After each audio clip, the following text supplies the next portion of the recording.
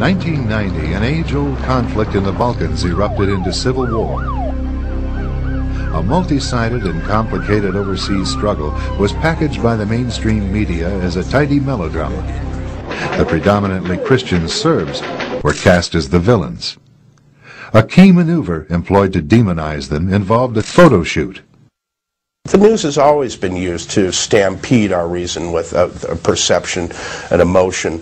When you're talking about war, you get those heart-tugging appeals to pity in particular, and we've seen that again using images. Benjamin Works, president of the Strategic Issues Research Institute, is a military affairs analyst for Fox News and CNN.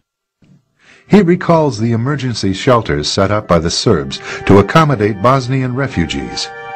I remember very vividly seeing tours by the camp commander showing the mess hall, showing food that, I wouldn't pay money for, but I'd gladly eat if it were free. And yet this was turned into a sensational story about concentration camps. And the propaganda twist on that came out of both the electronic media and the newspapers and very glaring covers on Time magazine and such. Judgment, an independent expose, reveals how a British film crew photographed a Bosnian emergency shelter to look like a Nazi concentration camp. The film crew positioned themselves inside a barbed wire enclosure to shoot out at refugees, who were free to come and go as they pleased.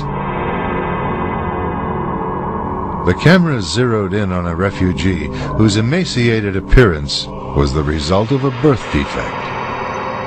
And we found that all of these allegations of a concentration camp were really frauds perpetrated by the reporters, and in fact, at least one, Roy Gutman, won a Pulitzer Prize for this kind of fabrication. And the image that helped motivate American involvement in an overseas entanglement was a total fake.